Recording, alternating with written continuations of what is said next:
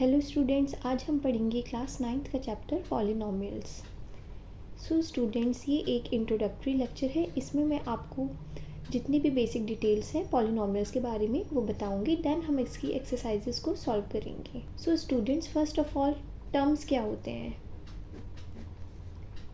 हम मैथमेटिक्स में इस टाइप से जब लिखते हैं 2x + 3 या फिर 2x + 3y + 0, तो स्टूडेंट्स ये सब आपके टर्म्स हैं।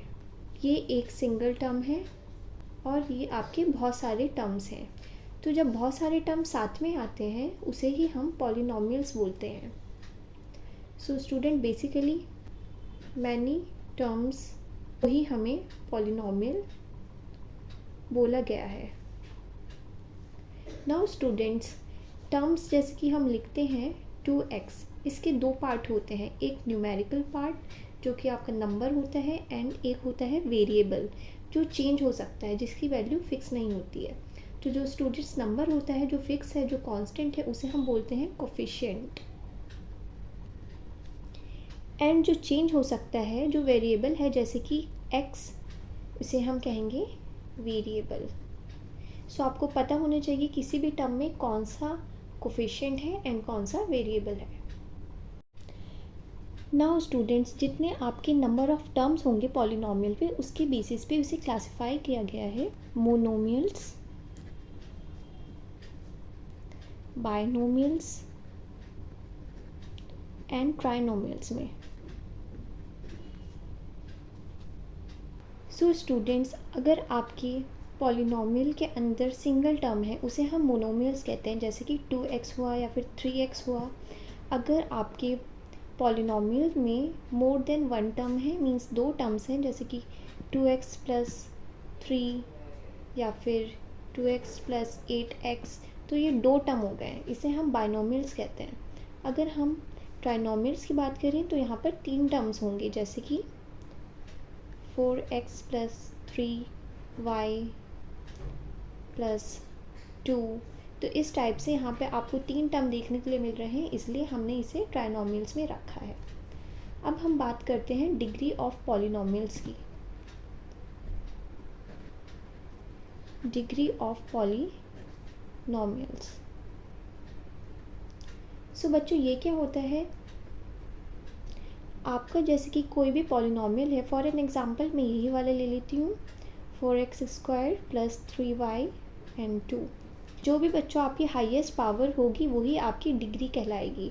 तो स्टूडेंट्स, यहाँ पे डिग्री होगी 2, क्योंकि पूरे टर्म के अंदर सबसे हाईएस्ट पावर यहाँ पर 2 है। y के ऊपर जो बच्चों पावर है वो है 1, तो हम 2 को ही डिग्री ऑफ पॉलिनॉमियल्स बोलेंगे।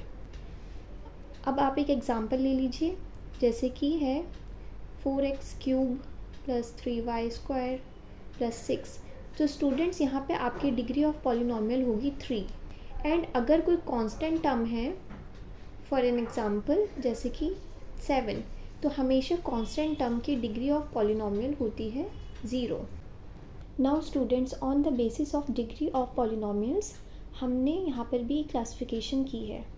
On the basis of degree of polynomials हमने यहाँ पे भी इसे 3 पार्ट में क्लासिफाई किया है। First one is linear, then students आपका आता है quadratic, then cubic.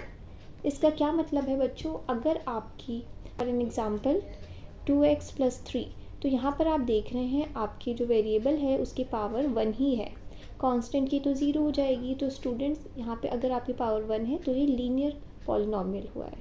And here quadratic में क्या होगा, जैसे कि आपकी जो वैल्यू होगी हाईएस्ट डिग्री ऑफ पॉलिनॉमियल्स की वो होगी 2, means square. Now in cubic students, आपकी हाईएस्ट डिग्री ऑफ पॉलिनॉमियल जो होगी वो होगी 3, मींस क्यूब।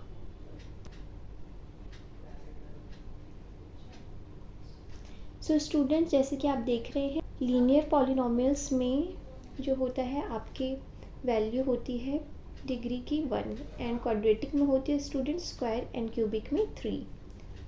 सो ये थी आपकी classification on the basis of degree of polynomials. Now students, अब आपके दो टॉपिक बचते हैं, जैसे कि zeros of polynomial zeros of polynomials and remainder theorem.